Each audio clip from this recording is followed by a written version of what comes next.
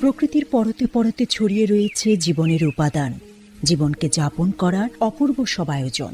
প্রকৃতি ও জীবনের রসায়নে জীবন হয়ে ওঠে আরও সজীব, আরও নূতন।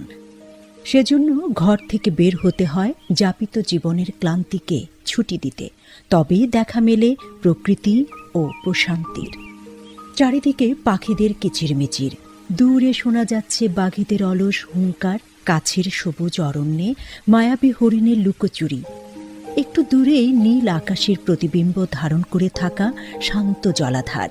এমন অনিন্দ সুন্দর প্রেক্ষাপট নিয়ে গড়ে ওঠা প্রকৃতির বয়ান শোনাবো আজ আপনাদের নিয়ে যাব সুন্দরবনে। আরও নির্দিষ্ট করে বললে সুন্দরবনের হিরন পয়েন্টে। সুন্দরবন কতই না সুন্দর, তার মধ্যে হিরন পয়েন্ট নামক যে বিশেষ জায়গাটি রয়েছে তা যেন সুন্দরতম। হিরন পয়েন্ট সুন্দরবনের দক্ষিণাংশের একটি সংরক্ষিত অভয়ারণ্য। কুঙ্গা নদীর পশ্চিম তীরে খুলনা রেঞ্জে এর অবস্থান। অভয়ারণ্যের বৈশিষ্ট্য মেনে এখানে রয়েছে বাঘ, হরিণ, বানর, পাখি ও সরীসৃপের নিরাপদ আবাসস্থল। দেখা মিলবে চিত্রা হরিণ, বন্য শূকর, নানা প্রজাতির পাখি আর কাঁকড়াদের। প্রকৃতিগত ভারসাম্য রক্ষা এবং অনবদ্য সৌন্দর্যের কারণে হিরন পয়েন্ট ইউনেস্কো ঘোষিত বিশ্ব ঐতিহ্যের অংশ।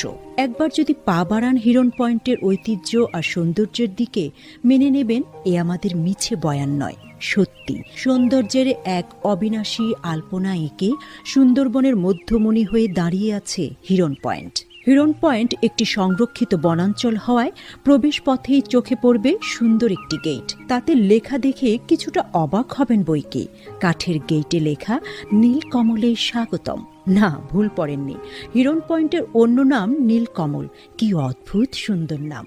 নামটি পড়ে মনে হবে এমন একটি জায়গার এর চেয়ে সুন্দর নাম আর হতেই পারে না। এবার তবে প্রবেশ করুন সৌন্দর্যের রাজ্যে। দুধারে বৃক্ষরাজির উপস্থিতি যেন সবুজে আচ্ছন্ন এক একটি দেয়াল। গাছের ফাঁকে ফাঁকে চখা হয়ে দাঁড়িয়ে আছে অসংখ্য শ্বাসমূল। দেখছেন আর বিস্মিত হচ্ছেন, বিস্ময় যেন শেষ হয় না। এমন ঘোরের মধ্যেই চোখে পড়বে গাছের আড়ালে লুকিয়ে থাকা কিংবা মৃদু পায়ে হেঁটে চলা লজ্জাবতী কোনো হরিণের। আহা, কি সুন্দর, কি মায়া মাখা এক প্রাণী! বাদামি গায়ে সাদা সন্দেশের মতো গোল গোল দাগগুলো কি পবিত্র সুন্দর। এক একটি চিত্রা হরিণ যেন সৌন্দর্যের এক একটি ভ্রাম্যমান মায়া কাব্য। হাঁটতে হাঁটতে দেখা মিলবে সুন্দরবন যে কারণে সুন্দর সেই সুন্দরী গাছেরও।